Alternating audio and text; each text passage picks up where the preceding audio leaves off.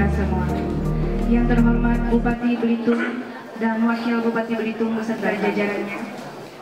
Yang terhormat Direktur RSUD masih di judul dan bermanfaat serta kebersamaan dalam memberikan layanan kesehatan untuk musuh pada masyarakat. Kuatkanlah semangat kebinekaan, berbeda dalam suku, bahasa, dan agama. Wassalamualaikum walhamdulillahirabbil alamin. Assalamualaikum warahmatullahi wabarakatuh. Acara ini yaitu soft launching program Sehati yang merupakan program unggulan dari Bapak Bupati dan Wakil Bupati Belitung periode 2018-2023. Kalau di hari rawat kan ada sekitar 21 ribuan, dan pasien yang dioperasi ada sekitar 2.000 pasien setahun. Dengan pemeriksaan penunjang kita sudah melaksanakan laboratorium terlengkap mungkin di Belitung ini. Kemudian radiologi juga kita sudah punya CT scan dengan 128 slice tercanggih di Provinsi Pulau Bangka Belitung. Di rumah sakit kita sudah punya sarana pelayanan THT yang bisa mengoperasi semua klien THT dengan alat-alat endoskopi yang terbaru dan tercanggih. Kita juga sudah punya spesialis bedah mulut, jadi yang mau operasi gigi yang dulunya harus ke Jakarta, ya, operasi kita bisa lakukan di sini. Kita juga punya peralatan ICU picu-nicu, jadi anak-anak bayi ya, umur yang dulu mungkin di bawah 1 kilo tidak bisa kita tangani, sekarang kita bisa menangani bayi dengan berat badan lahir di bawah 1 kilo. Jadi begitu banyak sekarang peralatan-peralatan medis yang kami lengkapi. Cuma memang kendala kami yang masih belum bisa wajah RSUD ini. Tapi juga kita akan merubah wajah-wajah pelayan kami. Bapak-bapak bisa datang nanti ya, bagaimana sekarang pegawai kami kalau menyambut pasien itu dengan senyum, dengan salam dan sapa. Begitu juga dengan ketika selesai memberikan pelayanan. Itu sudah menjadi komitmen.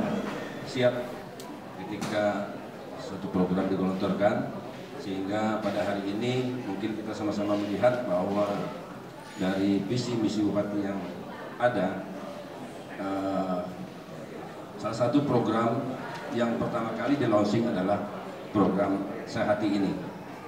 Jadi ini merupakan satu program visi misi bupati di mana salah satunya adalah program Sehati, di mana sistem program pelayanan kesehatan selama ini adalah salah satunya adalah ketika masyarakat kita yang dirujuk ke luar daerah itu ada yang tidak tercover di sistem jaminan kesehatan nasional, yaitu biaya transportasi dan biaya penginapan kalau pasiennya tidak dirawat di rumah sakit.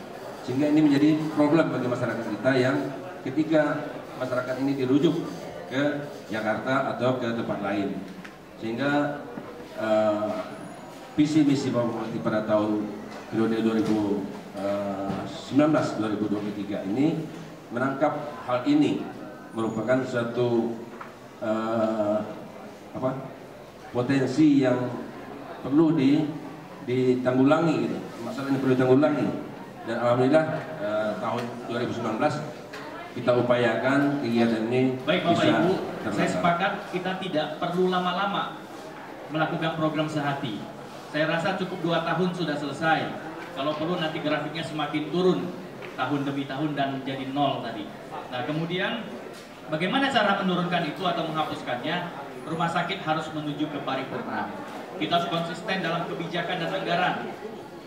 Jangan hanya cuma kita mencanangkan, tapi tidak konsisten untuk mengawal anggaran dan kebijakan tersebut untuk mendukung rumah sakit dan dinkes. Ini menjadi komitmen kita bersama supaya kita melakukan pembenahan secara menyeluruh. Bapak Ibu sekalian, banyak yang tidak tahu apa itu program Sehati. Program Sehati itu adalah pelayanan kesehatan yang terintegrasi.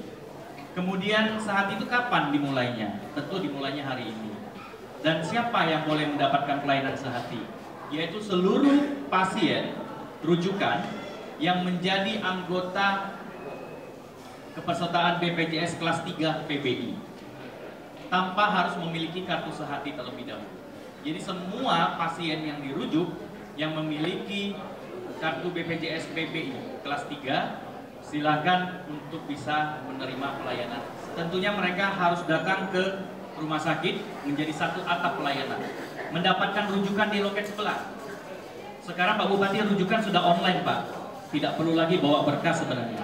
Ya BPJS sudah lakukan ada V-claim secara online, itu bisa dikirimkan ke rumah sakit tujuan. Kemudian setelah rujukan mereka dapat, mereka tinggal pindah ke loket sebelah sini. Sampai di loket ini, kami sudah siapkan satu software. Mereka tinggal menunjukkan kartu BPJS-nya, nanti di-scan pakai alat scanner. Ke depan kita akan rubah menjadi QR code. Begitu di-scan, keluar data mereka semua. Memang benar dia kelas 3 PBI, rujukan online-nya ada. Dan kita tinggal mengeklik. Yang pertama, mengklik apa? Mobil yang akan mengantar dia dari rumah sakit ke airport. Kedua, memastikan mobil yang menjemput dia di airport Soekarno-Hatta dan diantarkan ke rumah sakit atau ke mes tujuan. Berikutnya kita mengklik apa? Mengklik mes Pemda mana yang available atau terdekat dengan kebutuhan pasien. Dan selama ini kita baru menyediakan 18 kamar dan sekarang kita sudah integrasikan Pak Bupati. Setiap kamar sudah ada tempelan kamar sehati di mes Pemda. Nomor 1 sampai 10 dan nomor 1 sampai 8 di 2 mes Kalibaru, dan 3 ini sudah mendapat tanggungan tiket pesawat untuk pasien 1 orang dan pendamping 1 orang. Dan di sini juga langsung di print 1 lembar voucher sehati namanya. Dalamnya sudah ada isi siapa yang jemput, nomor teleponnya, nomor mobilnya, siapa yang antar, kode booking tiket pesawat, nomor kamarnya. Jadi e-vouchernya sudah ada di sini, bisa dalam bentuk soft file maupun yang hard file ya. Jadi bisa PDF juga. Jadi ini semua sudah kita by system. Apa keuntungan orang menjadi pasien yang dilayani secara sehari? Yang pertama, pelayanan loket ini 24 jam. Betul ya Dok ya? 24 jam. Ya, dan sudah berseragam yang cantik-cantik ini sudah ada tuh. Seragamnya, rompinya sudah ada. Dengan cepat disediakan kurang dari 1 bulan. Kemudian rujukan bersifat online, tersedia kursi khusus sehati di belakang ini. Ada logo sehatinya, ini belum dibuka seluruh. Berikutnya, antar jemput mobil rujukan atau ambulans secara gratis di Belitung dan Jakarta. Ya, kalau dia nggak perlu ambulan, nanti ada mobil Avanza yang cukup cantik, ya, ada tulisan sehatinya yang menjemput mereka. Kemudian tiket pesawat pulang pergi untuk pasien. Kalau dia kondisi medik tertentu, tentunya kita juga konsisten. Kalau dia harus dibuka kursi pesawatnya digantikan dengan tempat tidur, itu juga ditanggung oleh APBD. Kemudian apalagi dia bisa didampingi oleh perawat, ya, untuk kondisi medik tertentu sesuai dengan keputusan dokter atau rumah sakit. Kemudian sistem reservasi kamar yang online serta tiket secara online. Dan mulai bulan Maret Pak Bupati, Dinkes sudah mempersiapkan bagi pasien yang pengobatannya gagal, meninggal dunia dalam proses pengobatan, mereka kembali semua ditanggung oleh pemerintah daerah. Mulai dari formalin, administrasinya, petinya, kemudian kargonya, sampai ke Belitung. Kalau selama ini belum pernah dilakukan, kali ini kita sudah cover di bulan Maret 2019. Jadi saya apresiasi luar biasa kepada Dinkes dan juga kawan-kawan OPD lain yang turut mendukung program ini. Sebetulnya aku menginginkan kemarin tanggal 31 Desember dilantik, tanggal 31 Januari harusnya landing 2. Jadi benar, tapi Pak Bupati tidak menyampaikan. Namun bidang dengan ini pengenalan kenapa adanya kartu sehati, apa yang dibuat. Aku pengalaman jadi wakil dari zaman Bupati, Pak Ishak pengalaman jadi DPR berkali. Nah disinilah tunding kita bukan zaman dalam menjalankan pemerintahan ini. Siapapun presiden, gubernur, bupati, kepala desa, sampai ke kepala desa ya, yang pertama-tama memberikan pelayanan adalah 2, kesehatan dengan pendidikan. Mari kita bedah persoalan kesehatan ya, apa yang memenuhi segala standar. Aku rasa inilah ya dalam kesempatan ini salah satu dari 16 program dan dari 627 kegiatan ini ya, salah satunya kartu sehati yang merupakan prioritas ini pada hari ini sudah kita langsungkan.